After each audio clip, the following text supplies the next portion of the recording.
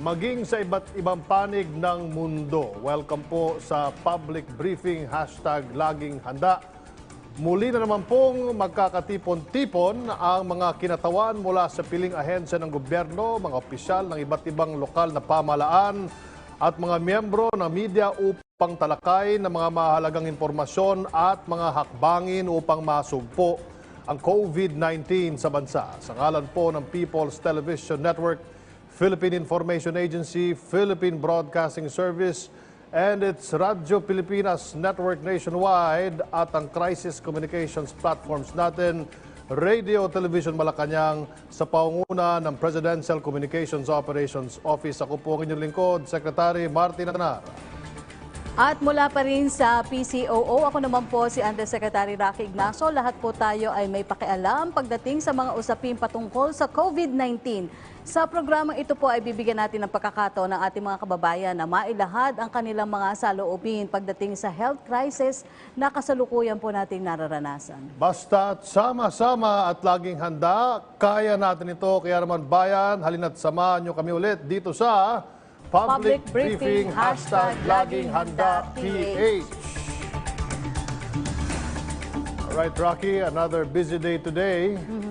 At ang ating mga kasama sa studio ay magiging mahalaga para sa ating mga kababayan dahil sila ay mga eksperto sa kanilang mga field. At patuloy pa rin tayo sa tumatanggap ng tanong mula sa ating mga kaibigan pa rin media. Pasalamatan po natin si Joey Francisco ng Radyo 5, ng TV5 Action, at si Heidi Sampang ng FEBC DZAS na naka-hook up na rin po sa atin. At maya-maya ibatiin din natin lahat ng mga member ng KBB stations na naka-hook up din sa atin.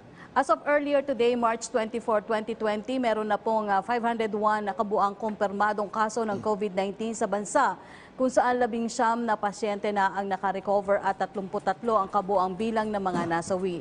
Tugon naman po ng DOH, ang Pilipinas ay may kakayahan ngayon na mas mapabilis ang pag-test dahil na rin sa tulong ng mga bagong subnational laboratories sa bansa. Samantala, pakikipagtulungan sa DILG ay naglunsad po ng COVID-19 hotline ng Department of Health at bukas po ito sa lahat ng callers nationwide. Tumawag lang po sa 02894-26843 o 02894-COVID o 1555. Para po naman sa PLDT Smart Sun at TNT subscriber, i-dial po muli ang 1555 upang maging updated po sa mga hakbangin ng pamahalaan kontra COVID-19 ay magtungo sa COVID-19 portal na kamakailan ay nilunsad po ng PCOO. Bisitahin po ang covid19.gov.ph.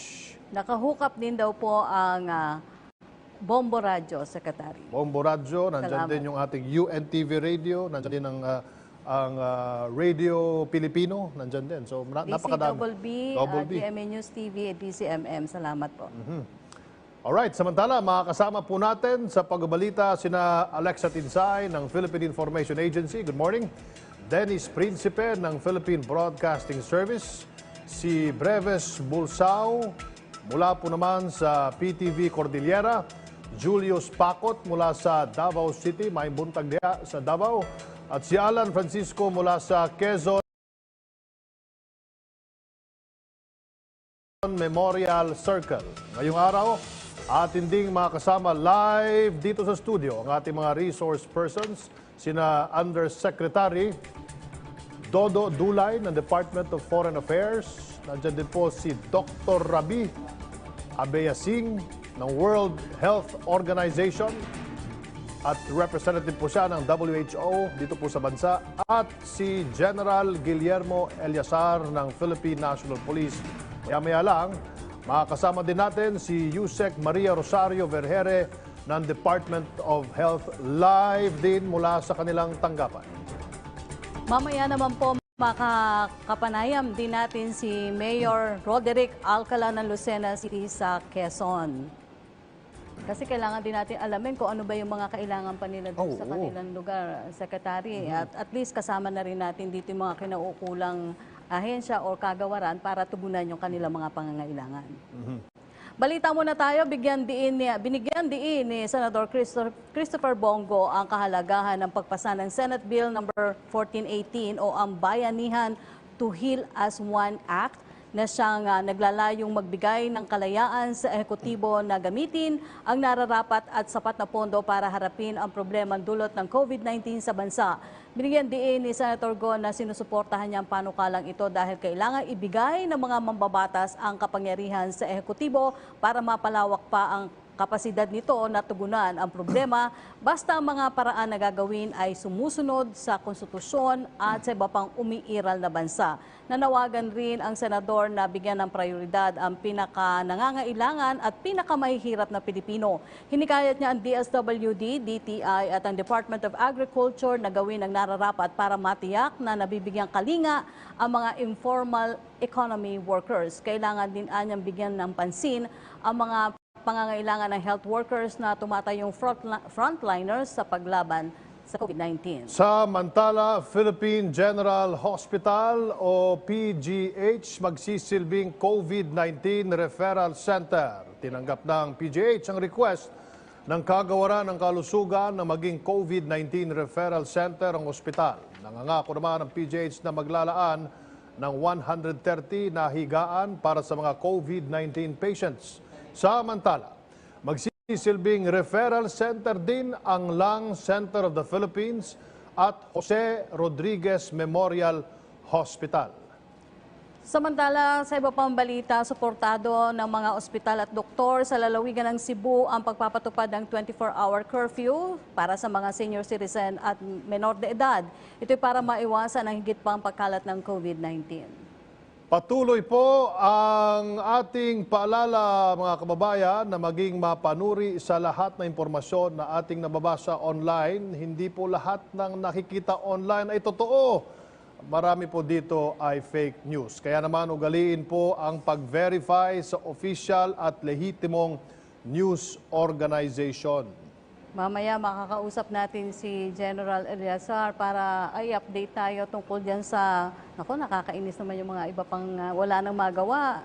Nagpapakalat pa ng fake news. Samantala sa patuloy na paglago ng bilang ng positive case at mortality rate sa bansang Italia, kumustahin po natin ang 2 Pilipinong naninirahan sa capital city nito sa Rome. Makakasama natin via mix sina Zenaida Villanos Baro mula sa Valmont, Rome at si Billy Ray Costales na nasa Masimina, Rome. Magandang umaga po sa inyo. Kumusta na po kayo? I'm okay. Mabuti kami. Magandang umaga din po sa inyo. Kasama po natin ang DFA dito. Meron po ba kayong nais iparating sa kanila? Ano po yung nais ninyong ayuda na ibigay sa inyo ng gobyerno? Napakalayo nyo po niyan sa nasa Italia kayo, kami dito sa Pilipinas. Ang tangi lamang po namin maibibigay na tulong sa inyo, maipaabot ninyo sa mga kinauukulan dito sa Pilipinas sa mga pangangailangan ninyo. Ano po? Well, actually, I'm not sure if I will be talking for the rest of the Filipinos because this is a worldwide event and this is a worldwide happening. Each one is saving his own life. So, locally, we are protected by the government because Italy is one of the worst in the world in the sense that we are also locked down like you. Now, maybe the most worries of the Filipinos living in Italy are their families behind in the Philippines. So that should be their first, because if we are under lockdown, we don't work, and I'm not. There are banks that are not open, so paano sila magpapadala ng pera? So maybe if the Philippine government could also include them in your tulong, then maybe that will alleviate the worries. All right, Yusek Dulay, sir. Ma'am, kumusta na po kayo dyan at ang ating mga kasamang mga Pilipino dyan sa lugar ninyo po sa Rome? Ano po ang moral nila ngayon? Sila po ba ay matibay naman po ba ang loob na sinasalubong itong pagsubok na to dyan po sa Rome ngayon? Sir, good morning. It's 4 a.m. in Italy, and I'm sure that the people in Rome are not. You can see the data that we are not really the heat of the COVID virus. It's actually the northern part.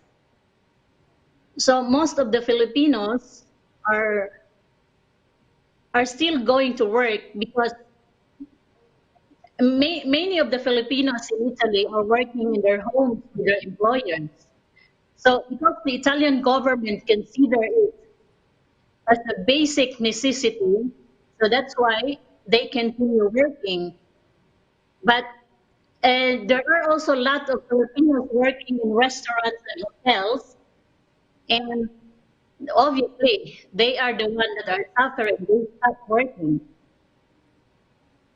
Now, as far as spirit, the emotions and the spirit is concerned, I'm sure we are on the same boat.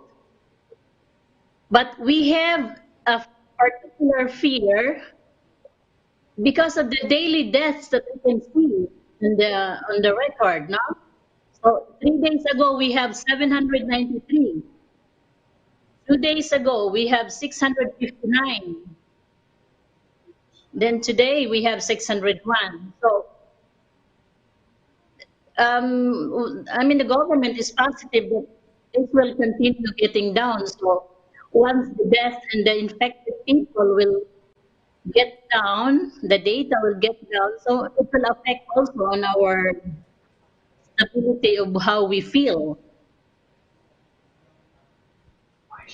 Yusek. Sir Billy, kayo naman po, meron po ba kayong mga concern dyan o katanungan na gusto nyo pong ipaabot sa amin? Opo, bale, good morning po. Tulad nga po ng sabi po ni Tita kanina, marami pa rin po mga Pilipino dito ang nagtatrabaho pa rin at ang kagandahan po nito, ang mga may kontrata po, tuloy pa rin po ang sweldo kahit po kahit po hindi sila pumapasok. Pero karamihan din po ng mga kababayan natin dito, no work, no pay. Yung mga part-timer po, pag po hindi po sila pumasok, wala po silang sweldo. So ang karamihan din po dito, napipilitan pong pumasok kasi wala po silang sweldohin. Ang iniisip ko po, tulad din po ng sinabi ni Tita kanina, yung po mga pamilya na iwan sa Pilipinas na umaasa po sa tataguyod sa kanilang pamilya nandirito po, na baka po wala pong maipadala dahil po hindi makapagtrabaho, walang sweldo. Kung meron po tayong tulong, mas maganda po sana make sure po natin na yung mga pamilyang naiwan po ng mga OFW dito sa Italy ay matulungan po para lumagay din po ang loob namin dito. Maganda po yung sinabi nyo, Sir Billy, no? Sapagkat ngayon po, habang kami po ay nandito, nag-uusap na po yung ahensya, ang Department of Foreign Affairs, kasama rin po ang Department of Labor at ang Overseas Workers Welfare Administration para po sa mga programa na pwede po maibigay sa inyo, hindi lang po dito sa Pilipinas, kundi rin po dyan sa Italia. Ngayon po na nabanggit ninyo na maari po pala dito na mas magandang ibigay yung ayuda dito po sa inyong pamilya, ito po ay ipaabot namin kagad sa OWA para po makapaglabas na po sa kanilang mga regional offices ng ayuda po para sa inyong mga pamilya.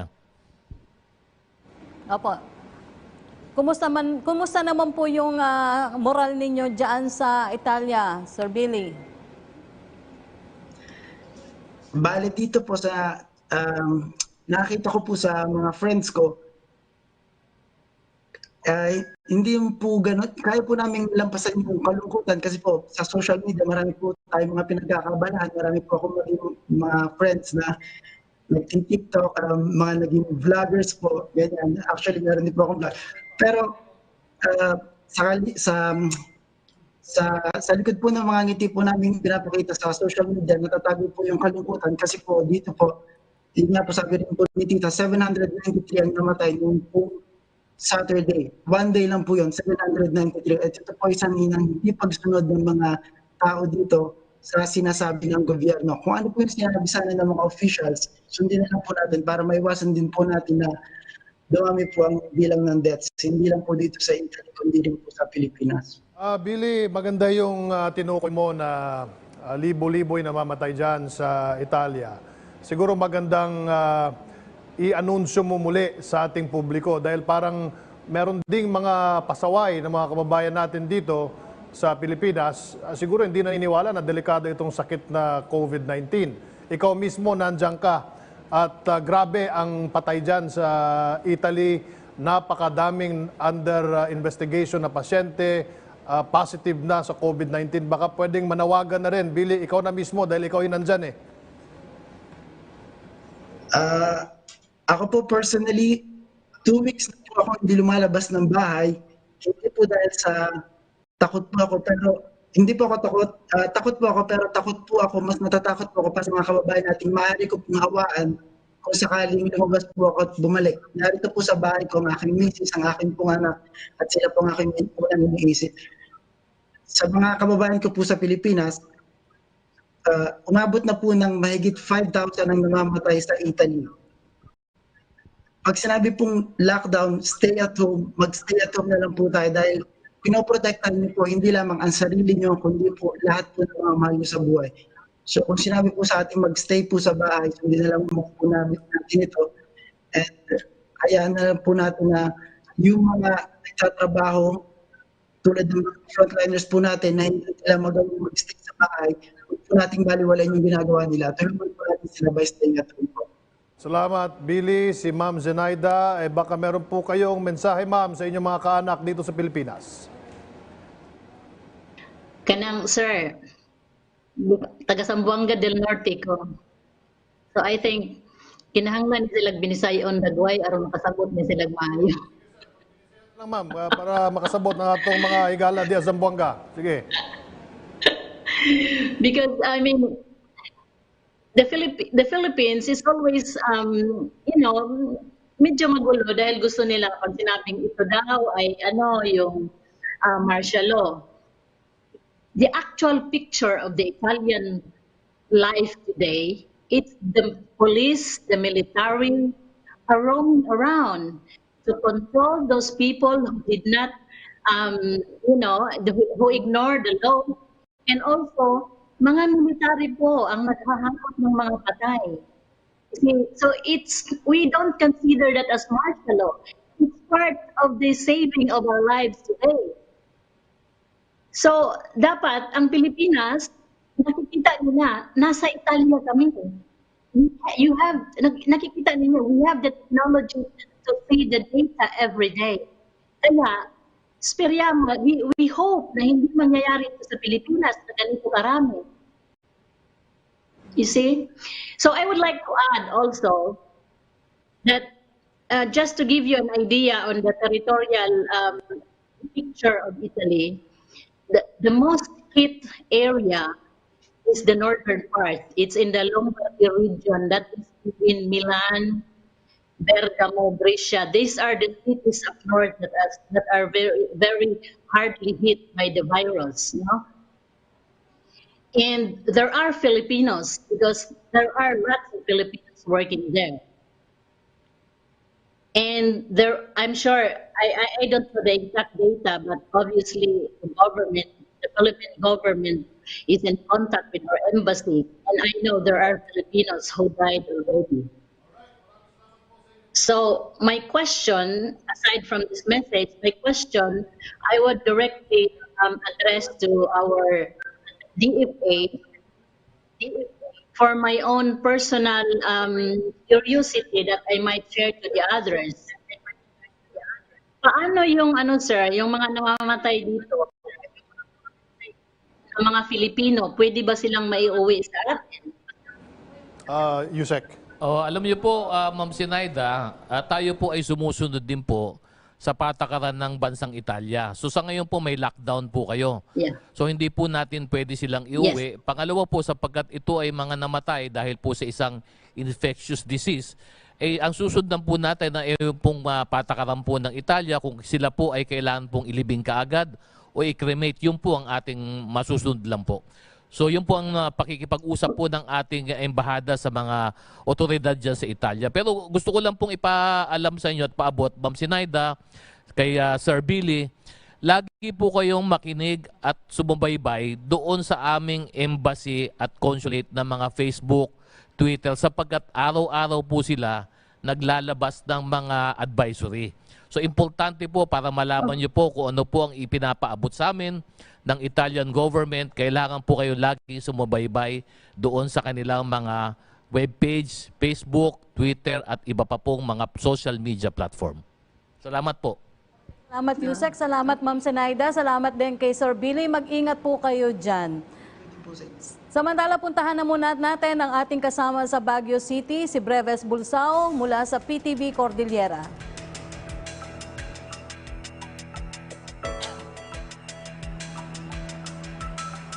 Antayin natin yung ating... Yes, magandang umaga, Sek Martin at Yusek Rocky. Sinisikap ngayon ng vegetable trading area na maiproduce ang regular na dami ng mga highland vegetable mula sa trading area papuntang Maynila at sa mga ibang probinsya. Ito ay sa kabila ng pagbawas sa mga manggagawa sa trading post at sa mga pribadong trading areas. Nilimitahan ang bilang ng mga porters, packers, farmers, buyers at mga dealers na papasok sa loob ng mga trading area upang istriktong masunod ang physical distancing ng mga manggagawa. Ang operasyon sa mga trading areas ay mula 5 a.m. hanggang 6 p.m. Ayon kay La Trinidad Mayor Romeo Salda, ililipat ang ibang transaksyon ng mga farmers at buyers mula trading post papuntang Benguet Agri-Pinoy Trading Center upang matiyak na nasusunod ang social distancing. Sinabi niya na apektado ang supply ng mga gulay papuntang Divisoria, Balintawak at Recto dahil sa limitadong oras ng pagbebenta. At sa halip na 2 trips ang mga truck na biyabiyahe, isang beses kada araw na lang ang karamihan dahil matumal ang bentahan. Regular din ang biyahe ng ilang mga traders mula sa trading post papuntang Palawan, Iloilo, Cebu at Batangas. Sinabi naman ni Agot Balanoy, opisyal ng League of Associations sa Trading Center, na ginagawa nila ang kanilang makakaya upang tuloy-tuloy ang 70% na produksyon ng highland vegetable mula sa Benguet na kinukonsumo sa buong Pilipinas. Ngunit ito ay nakadepende sa supply at demand.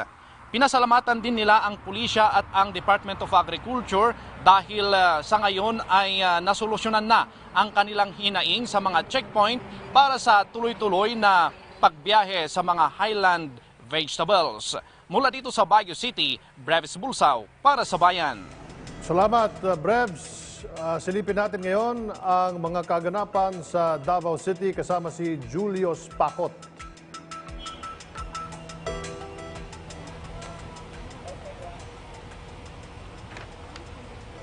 Magandang araw, Yusek Rocky at Secretary Martin. May bagong kautusan nga na ipinalabas si Davao City Mayor Sara Duterte dito sa Davao City. Ito ay sa pamamagitan ng Executive Order number 20 kahapon. Ito ay bilang dagdag sa mga existing guidelines dito sa lungsod matapos isa ilalim sa community quarantine ng Davao City dahil sa banta ng COVID-19. Yusek Rocky at Secretary Martin, isa sa mga pinagbabawal ng sabing kautusan ay ang pagbabawal sa mga residente na lumabas sa kanilang pamamahay. Maliban na lamang kung ito ay nagtatrabaho, bibili ng pagkain at gamot, pupunta ng ospital at kung sa panahon ng emergency. Pati na rin ang mga senior citizen, minor de edad, buntis ay bawal na din na lumabas sa kanilang pamamahay. Maliban na lamang kung pupunta ito ng ospital. Mandatory na rin ang pagsusuot ng face mask kapag pumunta sa mga pampublikong lugar ng lungsod. Pinapayagan pa rin ang mga public utility vehicle gaya ng jeep, basta panatilihin lamang ang kalinisan nito at ang pagpapatupad ng social distancing.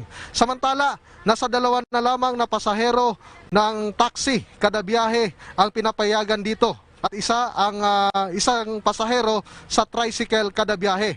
Kasama din ang nasabing executive order ang paglalagay ng mga BPO companies ng skeletal force upang mamintina ang social distancing o kaya ang pagpapatupad ng work from home arrangement. Kung sakaling mabibigo sa assessment ng LGU Davao City ang isang BPO company sa nasabing mga opsyon ay maaaring ipasara ito. Kasali din sa nasabing kautusan ang paglalagay ng isang entrance at exit sa mga palengke ng lungsod upang maiwasan ang pagsiksikan ng mga tao. Maging ang mga sari-sari store ay dapat sarado na pagdating ng alas 9 ng gabi. Ipinaghahanda din ng mga pampubliko at mga pribadong educational institution ng lungsod na magsagawa ng online enrollment system at posibleng online class sa mga buwan ng Abril hanggang Hulyo 2020. Ang nasabing mga dagdag kautusan ay nakatakdang ipatupad ngayong araw ng Huwebes. Secretary Martin at Yusek Rocky, inaasahan natin na hihigpitan pa ang pagpapatupad ng LGU Davao City ng nasabing mga guidelines matapos na umakyat sa 4 na kaso ng COVID-19 dito sa lungsod at nasa 6 dito sa Davao Region. Pero may good news niyan kasi sa 6 may isa ang nakarecover at ito ay si patient number 130 na dinischarge na sa DMRC sa Tagum City. At yan muna ang latest mula dito sa Davao City. Julius Pacot para sa Bayan. Maraming salamat, Julius. Punta naman natin ang pinakauling ulat mula sa Quezon Memorial Circle kasama si Alan Francisco. Alan. Sec Martin, Yusek Rocky, tulad ng nakikita nyo ngayon sa aking likuran ay ang mga kulay orange po na mga tent. Dito yan sa loob ng basketball court sa may Quezon City Memorial Circle. Silipin po natin saglit ang sitwasyon sa mga sandaling ito, no? Ang lugar na ito ay gagawin pong temporary quarantine area, sabi yan ng Quezon City Government, sakali pong patuloy sa pagtaas yung bilang ng mga PUI o Person Under Investigation at PUM o Person Under Monitoring, kaugnay nga yan ng COVID-19 o Coronavirus Disease 2019. Sa kanila kasing tala as of 7 p.m. last night ay 62 katao na rito sa QC ang positive sa COVID. 6 ang namatay at 6 din po ang nakarecover. Sa ngayon, sabi ni QC RRMO Head Mike Marasigan ay nasa hotel ang mga PUI nila. Kapansin-pansin na Sec Martin at Yusek Rocky ang mga color orange tent dito na magiging pansamantalang tutuluyan ng mga PUI at PUM. Sabi nga ni Marasigan, nasa 100 tents ang narito. May distance din ang pwesto ng mga tent na ayon kay Marasigan ay para hindi rin magtabi-tabi ang mga PUI. May mga unan at foam, ipakita lang natin na saglit, no, sa bawat tent. Bagamat yung iba ay lalagyan pa lamang. Bukod dito, sabi ni Marasigan, ay plano rin nilang gawing quarantine area ang Quezon City University. Isinara ang QC Memorial Circle kasabay ng pang lugar o pasyalan na pwedeng puntahan ng mga tao kasunod nga ng implementasyon ng Enhanced Community Quarantine. At so far, Sec Martin, Yusek Rocky, yan na muna ang latest mula rito sa Quezon City. Alan Francisco para sa Bayan.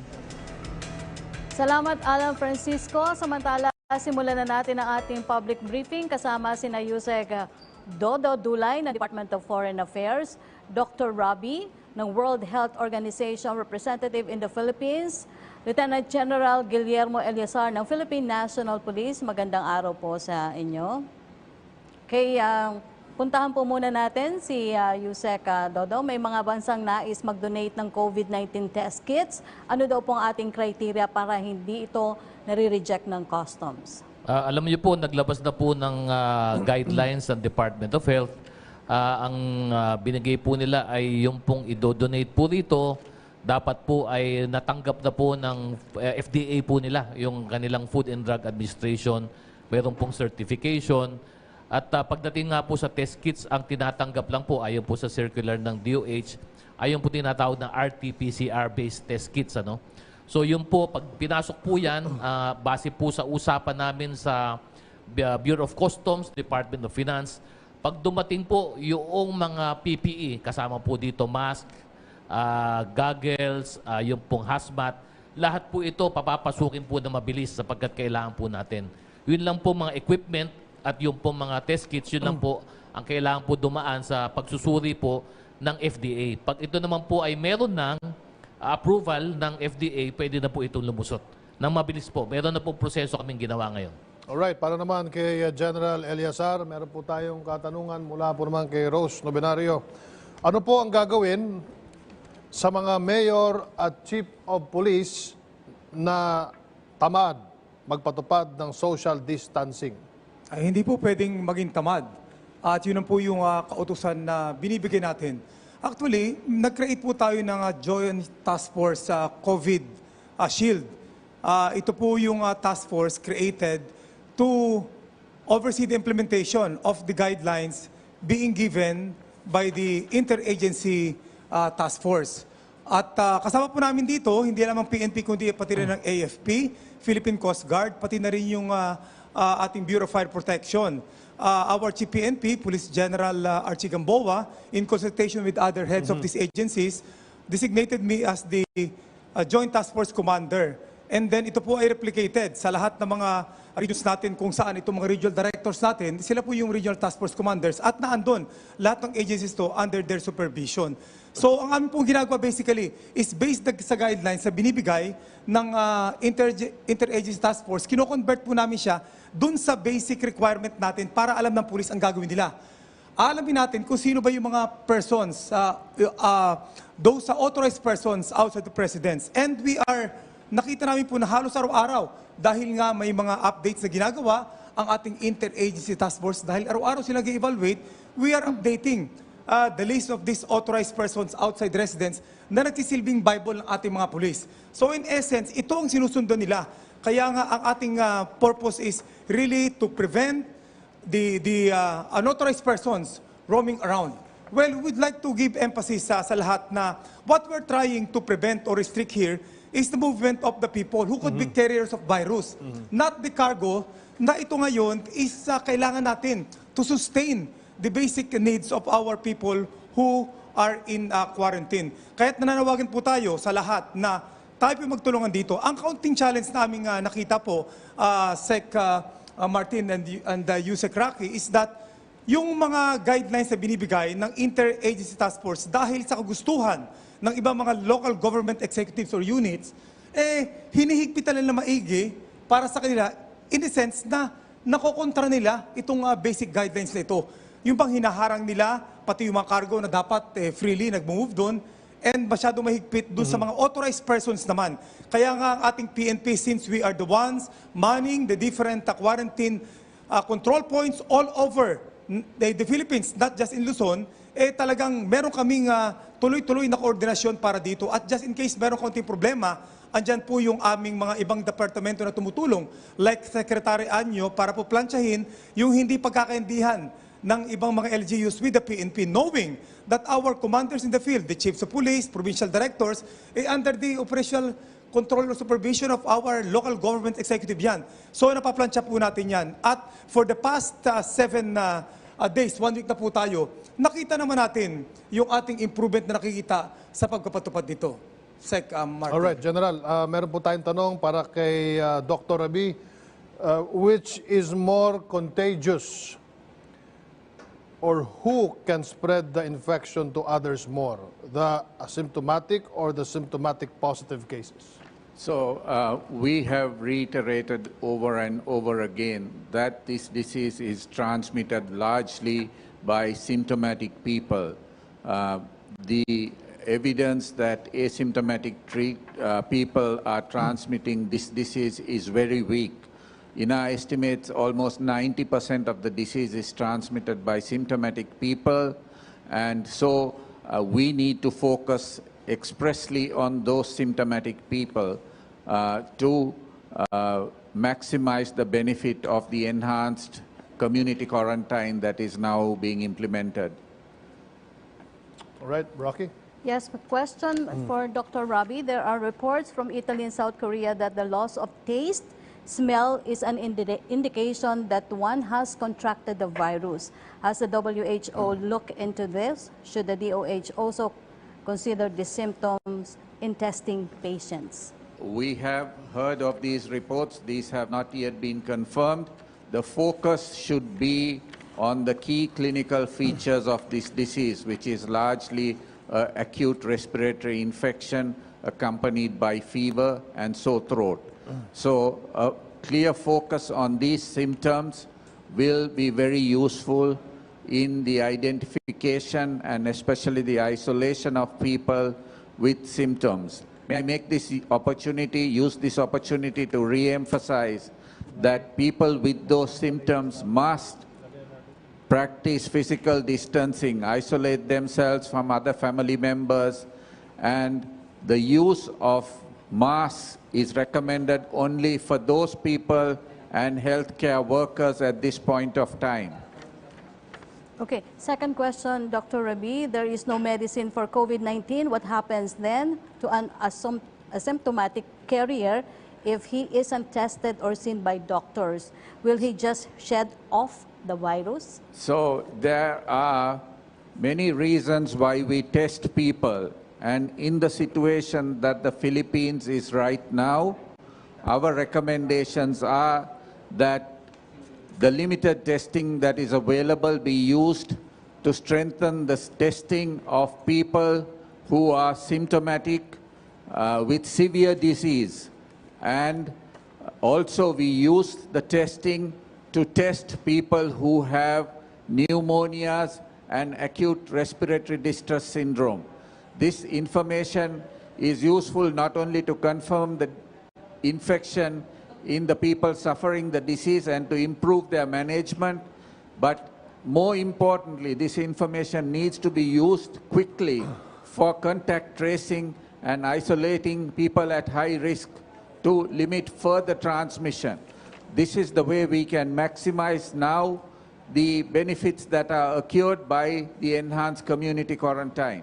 So our recommendations now is to prioritize testing for people with severe pneumonia and acute respiratory distress syndrome, in addition to those people with symptoms of severe disease and underlying comorbidities and the elderly.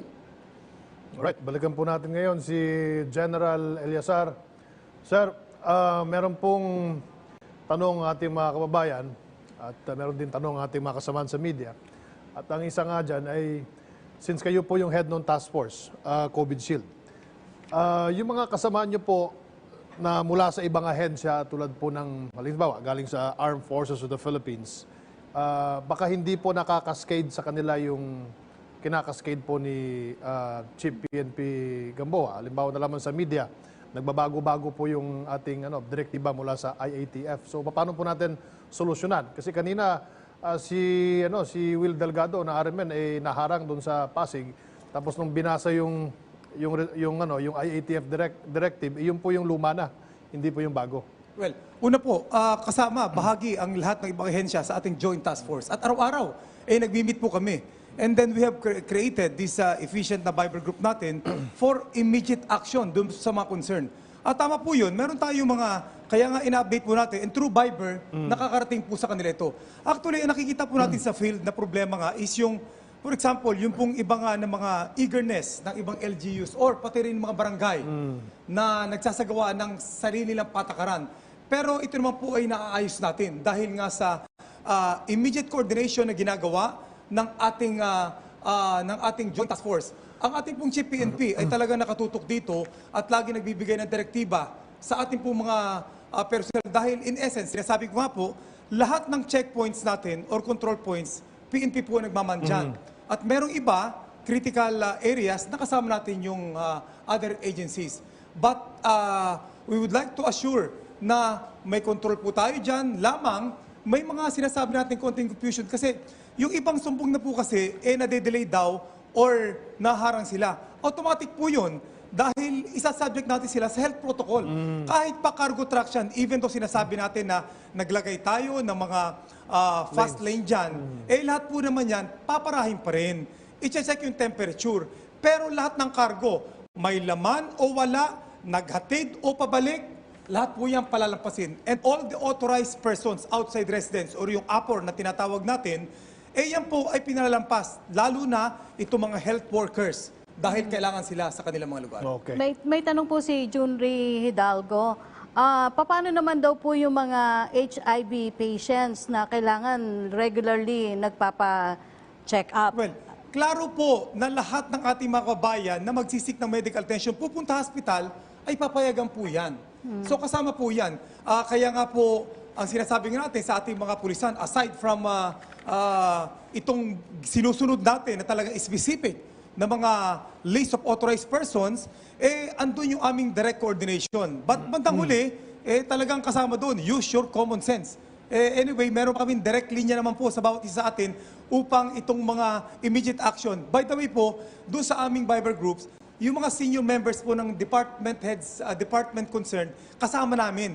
Kaya nga nangyari doon, pag merong concern sa kanila, ibabot agad doon, and the provincial director or city director anywhere in the Philippines can't immediately act on this, while the regional directors and the DIPO, the Director for Police Integrated Operation, are monitoring and supervising for immediate action. Maraming salamat, General Eliasar, Dr. Rabi at Yusek Dulay. Babalikan namin kayo maya-maya lamang. Samantala, sa pagkakataong ito ay bibigyan naman natin ang mga katanungan na nakalap ng Philippine Information Agency ng daan para sa ating mga bisita ngayong umaga.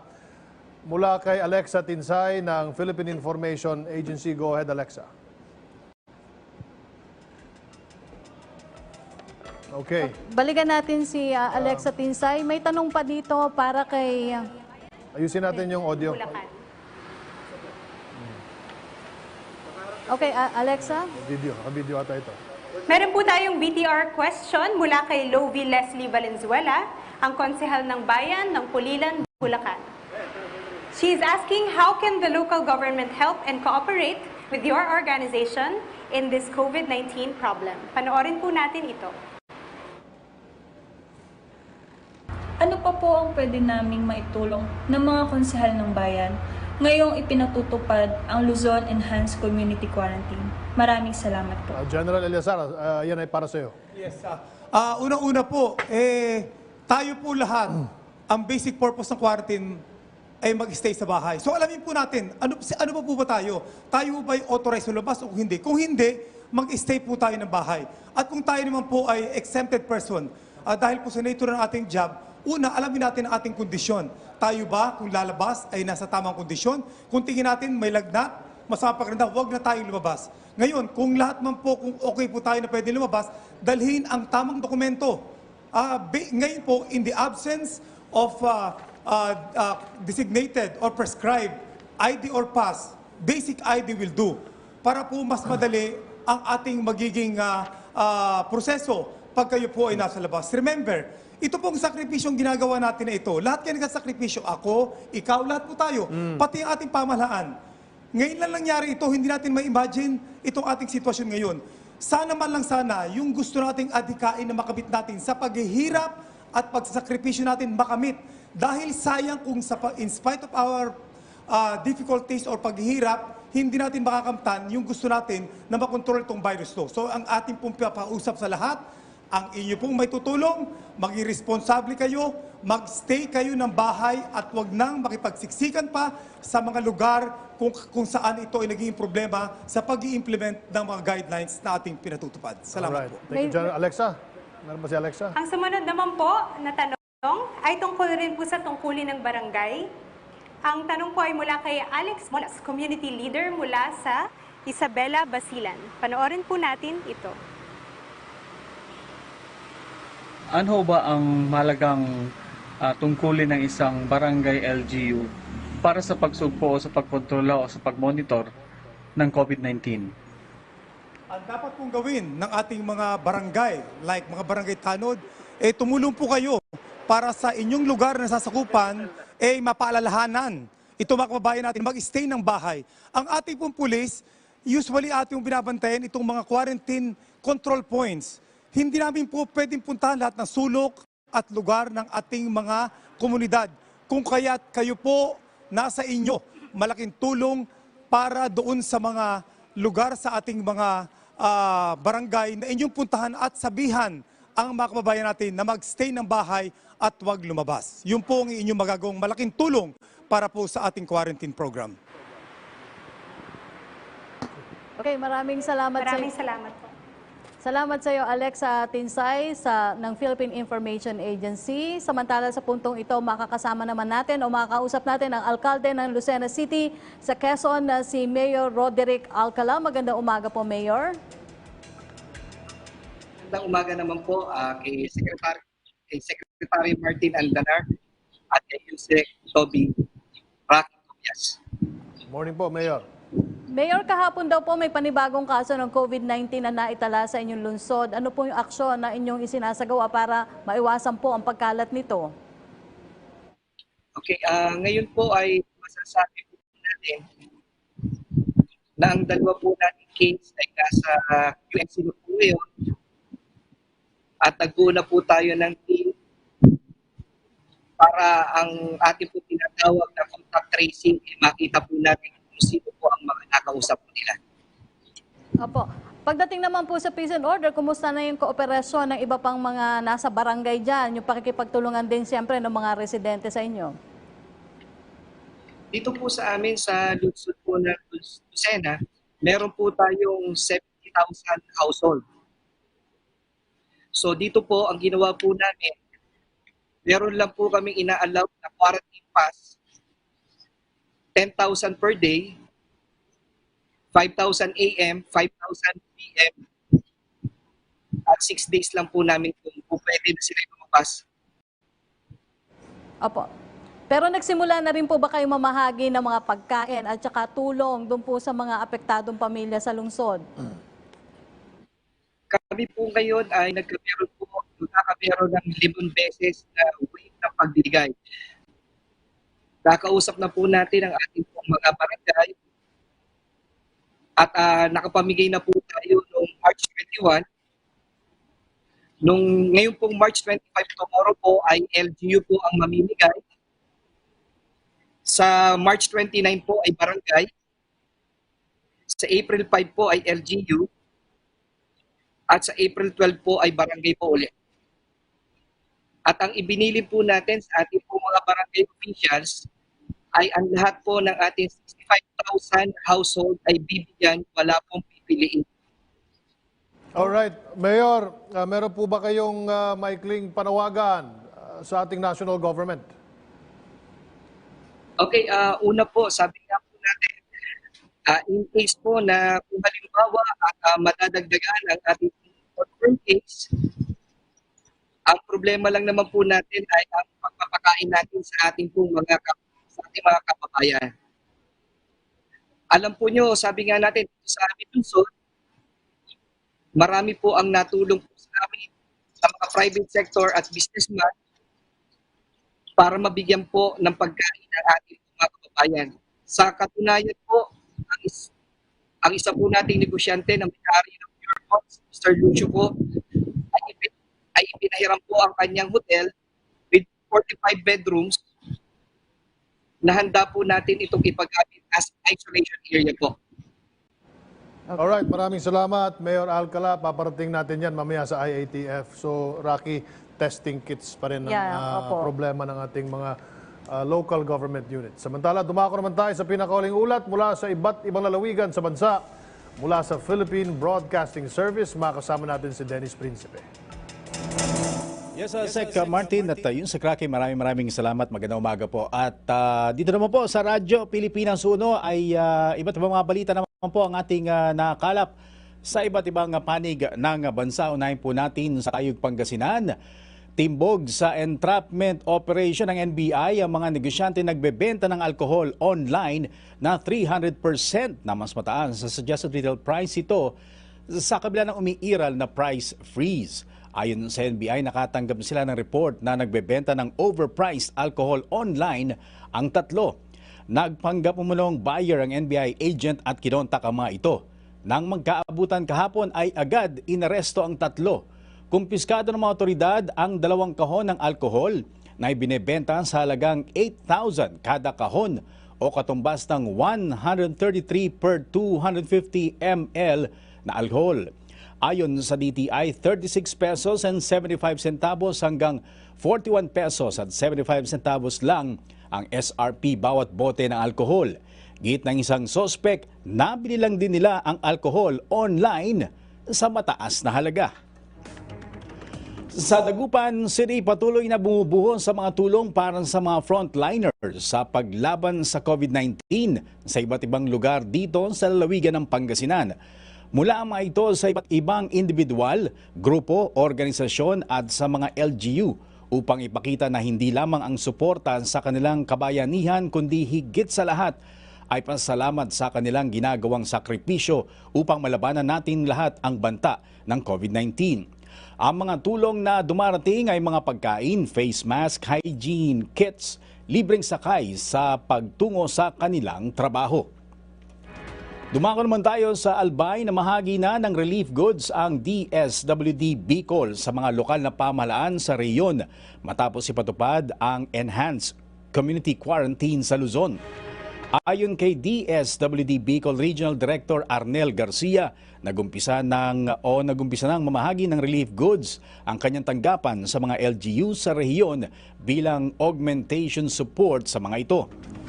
Sinabi ni Garcia na bahagi ito ng 15 hanggang 30,000 family food packs na inihanda ng DSWD sa rehiyon na nagkakalaga ng 13.5 million pesos.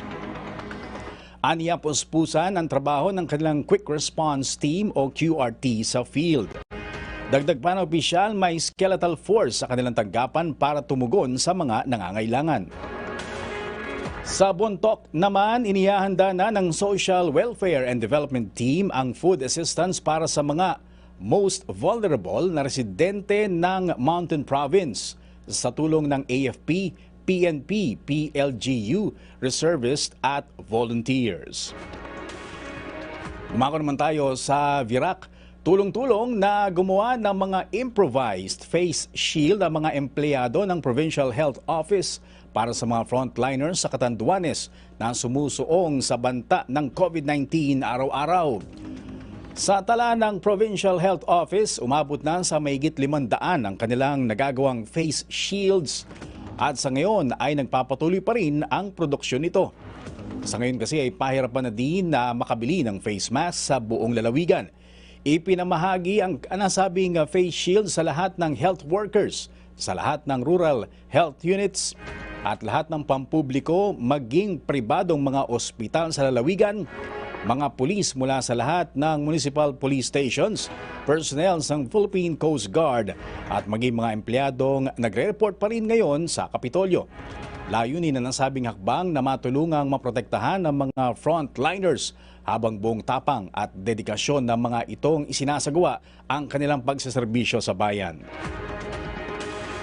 At sa Cagayan de Oro, patuloy ang pagsasagawa ng disinfection ng lokal na pamahalaan sa Cagayan de Oro bilang isa sa mga preventive measures na ipinatupad laban sa COVID-19. Kahapon, Marso 23 ay nag-disinfect ang grupo sa City Public Service Office na pinangunahan ni Engineer Al Villalba sa Pabayo Street. Dala ng grupo ang mahigit sa 20 containers na may laman ng 16 liters ng disinfectant solution sa bawat container upang masiguro na ligtas sa mga residente sa nabanggit na virus. At yan naman ang mga update mula sa iba't ibang lalawigan na samantala may katanungan lang tayo po para kay Yusek Dulay ng DFA. Ginagawa ng pamahalaan para tulungan ang mga pamilya ng mga OFW na hindi makapagpadala ng remittance dito sa Pilipinas. So ano raw ang ginagawa ng pamahalaan para matulungan na makatanggap ng remittance ang kanilang pamilya sa Pilipinas? I guess, dalawa ang sasagot dyan, si Yusek Dulay at si General Eliasar. Alam mo, yung pong pagdating sa mga remittance po na yan, hindi naman po tumigil ang pagtakpo po ng negosyo, no? At kalakala sapagkat doon po sa aming task force meeting, isa po yung banking sector at financial services sector na tuloy pa po ang serbisyo. So, ang magiging problema lang po siguro dito, yung pong physical na pagpunta ng ating kababayan doon po sa kuhanan ng kanilang remittance center. Ano? Doon siguro yon. At yun naman, siguro si General Eliasar, pwede naman makipag-ugnayan siguro sila sa kanilang mga barangay chairman. Yes, Sec Martin, kasama po yun sa mga authorized persons. Pwede kayong pumunta doon. In fact, itong mga establishments na nabanggit ni Yusik Dodo, ito po yung mga establishment natin na ang mga empleyado nila ay pwedeng nasa labas ng bahay. Ibig sabihin, from their place of work to the residence and vice versa. So, tama po yun. At gusto ko rin pong idagdag na sa atin po, nananawagan tayo sa ating mga kabayan na huwag magsamantala o makisakay dun po sa magka-create ng kaguluhan. Lalo yung naglalabas ng mga peke, ng mga news, fake news. Kaya nga po ang ating Chief PNP, nag-utos po siya in coordination with the ating DICT na nag-create po kami ng task force COVID kontra peke. So hahanapin po natin itong mga peke na ito, itong mga naglalabas na ito. Pati na rin po yung operation natin na sinasagawa against hoarding, against sa overpricing. In fact, pati yung mga barangay chairman nga po na nagbibigay ng pass na nagpapabayad. May nahuli na po tayo niyan sa bandang Mindanao. At nagbigay ng direktiba ang PNP leadership na hulihin itong mga barangay officials na ito na naniningil nitong pagbibigay nila ng mga barangay pass. Okay, salamat sa ating kasamang si Dennis Principe mula sa PBS. Samantala, Secretary, may gusto lang akong linawin kasi meron kasing kanina sinabi ko na nagpadala na kailangan ng tulong ng mga frontliners mula sa MPC. Kaibigan natin sa MPC nagpadala. So, binigay ko sa ating mga kasamahan sa PCOO. Kasi may mga numbers po yon na talagang kung sino ko kontakin sa Lung Center, sa Cardinal Santos, sa San Juan Medical at Medical City. Sinasabi sa akin daw niya attribute. Pero ito po nanggaling sa isang kaibigan natin sa MPC na gusto ko lang din makatulong, baka kailangan talaga ng mga ating frontliners itong mga kakulangan ng kagamitan. At kasi may number dito, bibigay ko rin po sa inyo to General, kung tama po itong impormasyon na ito para po sa kaalaman o kabatiran na rin ng ating mga kababayan na sa panahong ito kasi ang dami-daming fake news na lumalabas. Alright. At meron ka ring kaibigan na meron gustong i-donate? Yun ba yung message mo kapon o iba pa yun? Hindi pa, iba pa yun. Iba pa yun. Pero maaari, sa mga gusto pong mag-donate ng mga gamit, PPE, mga mask, pwede nyo po ipadala sa Laging Handa dito po sa PTV. At kami na po magpapadala sa IATF or ang ating Interagency Task Force. Samantala, binabati ko po ang ating mga kasamahan na nag-livestream po ng ating Laging Handa Public Briefing ang DZME. Salamat po, araw-araw po sila. Brigada News FM, Bandera News FM, at Radyo Pilipino. Hindi Pilipinas, Radyo Pilipino. 14 stations nationwide po ang Radyo Pilipino. Salamat po at sa lahat ng KBP member stations. DZRH, nandyan din po yung Bombo Radyo, DZMM, ang DZBB. Baka magtampo sa atin si Tuesday nyo, ang DZBB. At meron pa tayong mga karagdagang katanungan sa ating mga panelists. Kay Dr. Rabi, sige. Okay. Are the DIY or do-it-yourself face shields circulating now online effective in preventing the transmission of COVID-19, Dr. Rabi? Thank you. This is a very important question because we are now facing a global shortage of personal protective equipment. And WHO has for many weeks now been advocating that face masks be reserved for frontline healthcare workers, because we know from our experience in other countries that we need to protect our health workers, because if health workers are falling sick, there will be no one to provide support and care for the sick people. Unfortunately, we are in a situation where there is a global shortage of masks and PPEs. And so we have seen in many situations people using do-it-yourself kits. The issue with that is that they are not 100% protective, but they will provide some degree of protection. Again, our call is for everybody in the private sector to help support the government's efforts in procuring and supplying personal protective equipment so that the healthcare workers can feel protected and secure so that they can do their job and care for COVID-infected patients. In the meantime, it is unfortunate, but people have to adapt and use do-it-yourself kits. WHO does not encourage this, but this is a stopgap measure as we address a global shortage. WHO is supporting the government of the Philippines in trying to access personal protective equipments. At the same time, we are also trying to rationalize the use of existing PPEs through better management of their use by healthcare workers. So we have to work on twin fronts. We are helping health workers to better manage the existing PPEs so that we reduce wastage, but at the same time we recognize that there is a limited supply, and so we need to try to access larger quantities of PPEs to deal with this ongoing outbreak.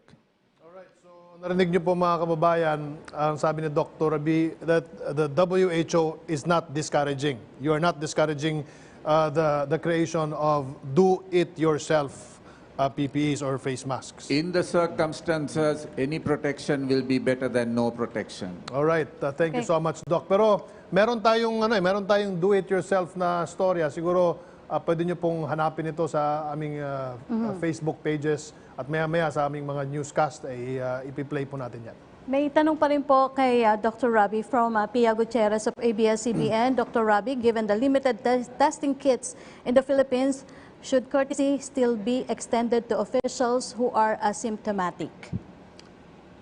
Our position has been that testing should be used in these circumstances to delay the outbreak's upsurge. And so our advice has been very clear. Our recommendation is that we used a prioritized stepwise scheme to test the severely ill with pneumonia and acute respiratory distress syndrome, and use the results of that testing to identify potentially infected other people through contact tracing to limit amplifying effect of those events. So this, as I explained, helps not only to confirm infection in a patient who is severely ill or suffering from comorbidities, but also helps to quickly identify other people who are infected and reduce the risk of transmission through identification of those amplifying events through rapid contact tracing. That is our recommendation at this point of time. Thank you, Dr. Rabi. Kay General Eliasar, tanong po mula kay Rosa Licos, isang barangay daw po sa Paranaque City, ibinibilad daw po ang mga nahuhuling lumalabag sa curfew. Tama po ba ito? Ay, hindi naman po dapat yon. Hindi naman siguro yon. Baka sakali lang na nagkataon na may araw pa yon. Pero yun naman po ay talagang gusto natin ipakita kasi nasa ating mga kababayan na hindi biro-biro ito. Kaya dinadala rin kayo, pero yung pagbibilat, i-check po natin yan. But remember, ito pong curfew nito ay pinatutupad ng ating mga LGUs para magstay tayo sa bahay. Even though sinasabi nga natin, may curfew o wala, 24 hours, kung hindi kayo authorized na nasa labas, nasa loob lang kayo ng bahay. At kung sakali namang curfew, ang ating police po will be armed with sanction. Sa oras ng curfew, pag nakita namin kayo, hindi lang caution ang gagawin namin, pwede namin kayong i-akos o i-arestuhin because of that curfew. Pero sinasabi natin, may curfew at wala, 24 hours. Kung hindi kayo dapat nasa labas, mag-stay po kayo sa inyong mga bahay. Opo. Yun, maliwanag yun, stay sa bahay. Paano naman kay Yusek Dodo mula sa isang foreign correspondent, kaibigan nating si Melo Acuna, sabi niya, please ask Yusek Dodo about plans how to repatriate thousands of seafarers. Yung pong ugnayan po namin ngayon ay doon po sa mga manning agency at mga employer sapagkat sila po ang nagdidikta kung kailan po nila iuuwi yung ating mga seafarers. Sa ngayon po may plano na po yung ibang mga kumpanya na magpunta po dito sa Pilipinas at ibaba po yung kanilang mga seafarers po dito sa atin. So handa po ang DFA dyan, nag-ready na po kami ng isang team para po salubungin po silang lahat na mga babalik po dito sa Pilipinas. Alright, General Eliasar, ito, naku, paulit-ulit na tanong ito at natatanggap ko ito sa aking Viber, sa aking text, pati sa aking Facebook Messenger. Meron po ba tayong protocol dun sa burol, sa mga namamatay, binuburol at nililibing? At ano po yung protocol na yun? Sinama po natin yun na una, ang pwede lang pong sumundo or makipaglibing, dito po yung immediate family. So hindi po yung extended family. So wala pong wait, wala na, mismong libing na. Kasi yun po is mass gathering. Iba po ang sitwasyon natin. Alam natin, meron tayong kultura, may reliyon, pero iba po itong ating sitwasyon ngayon. So sinasabi po natin, kasama na sa exception dun siyempre, ito magbibigay ng huling basbas. Whether minister, pare, imam, or pastor, yun lang po yung exempted na pwede mag-travel from their home to that place at saka pati na rin sa sementeryo. Aside from that, wala po. dinidiscourage natin, walang burol, walang wake, kayo lang doon, at paglibing, yung mga authorized persons na sinasabi lang natin. General, linawin natin na ito ba ay para lang sa mga COVID cases o sa lahat Sa ng lahat. kaso? Sa lahat po ito. Dahil ang iniiwasan natin dito po yung mass gathering, mag-ipon-ipon tayo, magsama-sama tayo. Yun ang ating iniiwasan. Lalo na kung itong burol kagaya ng dati, na dikit-dikit, kumpul-kumpul ang ating mga kababayan. Okay. May katanungan kasi dito para kay, ay meron daw pong tanong ng information po sa inyo ito. Kay General Alyasar, doon daw po sa Iligan, mayor ng Iligan City, parang ayaw daw po padaanin yung cargo trucks. Alam niyo po, yun ang nga sinasabi po natin.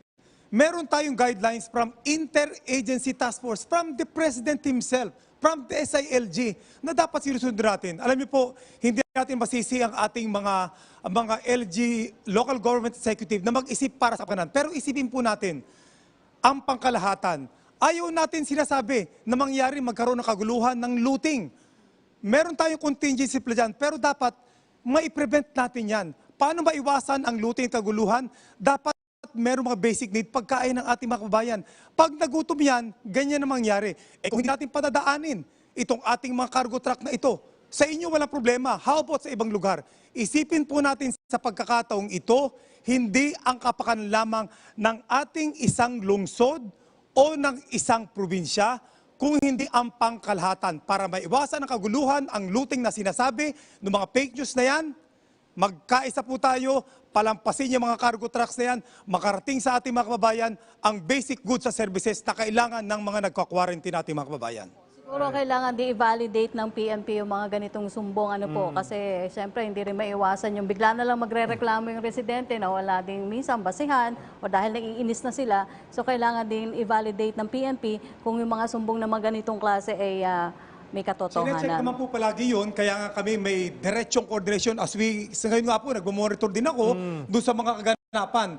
Ang mga reports po nangyayari ay nanggagaling sa ating mga department heads, particular ang DTI. Kasi sila nakaka-receive ng mga hinaharang na kargo. At lagi natin sinasabi sa ating mga kapulisan, i-facilitate yan. At kung may problema with the LGU, takbo kami sa aming pong SILG para tumulong na maayos po itong mga konting bagay na hindi pagkakaintindi. Alright, para naman sa ating pangunahing mensahe o palalapor sa ating mga kababayan, for the World Health Organization, Dr. B, there has been an escalation of cases in the United States and in Europe, and one of your colleagues at the World Health Organization is very alarmed. I read one of the press releases this morning. What can you say about the preparation or what we are doing here in the Philippines? Are we doing the right thing? So we need to recognize that this is now classified as a pandemic. It's, in the words of our Director General, it's accelerating. The first 100,000 cases took 67 days. The second 100,000, 11 days. The third 100,000, just 4 days. So more and more countries are affected, but we recognize that we can still do a lot to slow down the outbreak and to buy time so that we increase the preparedness and readiness of the healthcare system and improve the patient management systems.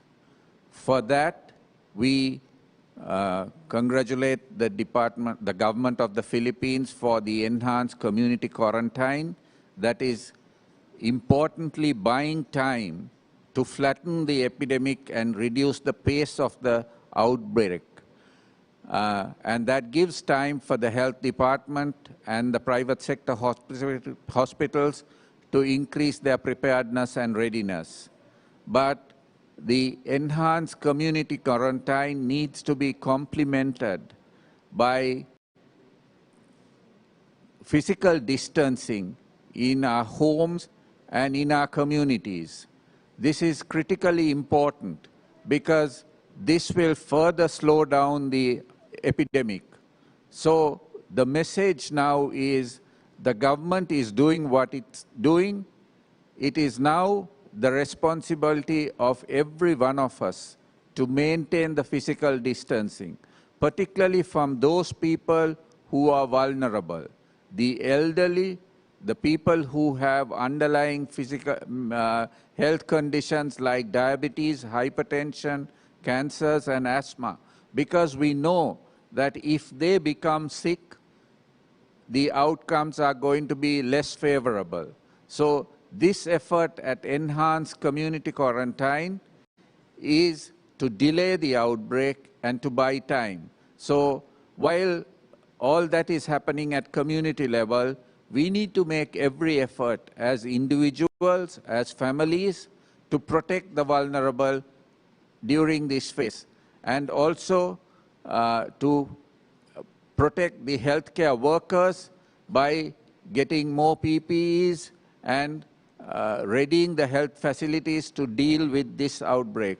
So we are working on many fronts to support the Department of Health in preparing this readiness and increasing the preparedness to respond to this emerging outbreak in the Philippines. Yusek Dodo?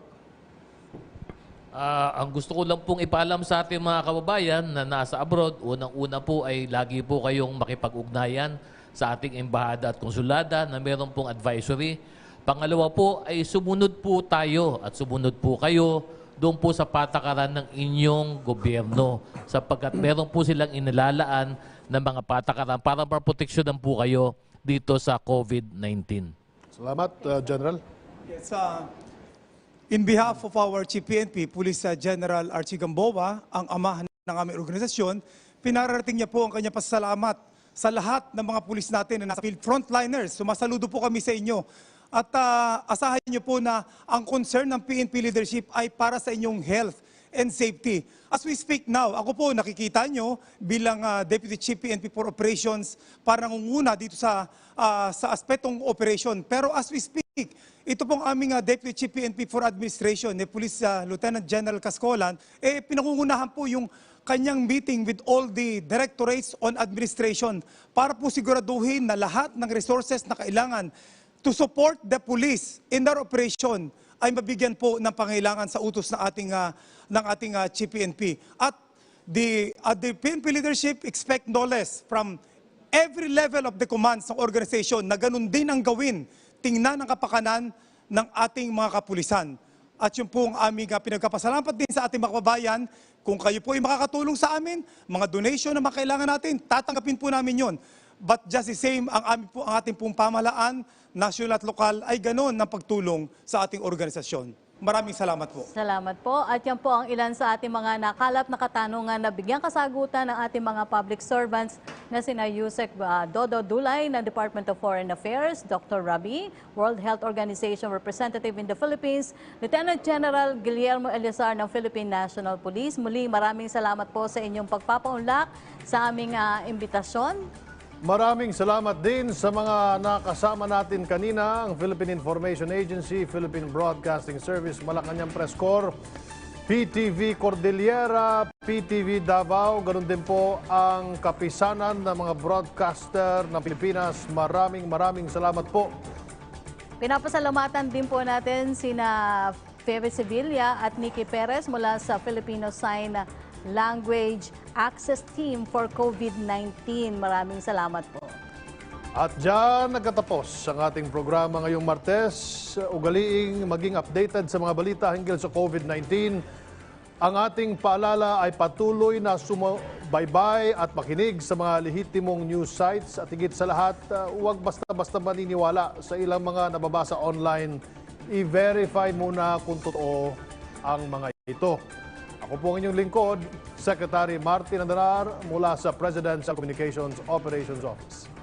Maging mapagmatsyag, maalam at maingat po tayo sa pagharap sa suliraning ito mula pa rin sa Presidential Communications Operations Office. Ako po si Yusek Rocky Ignacio. Hanggang bukas pong muli dito sa Public Briefing #LagingHandaPH.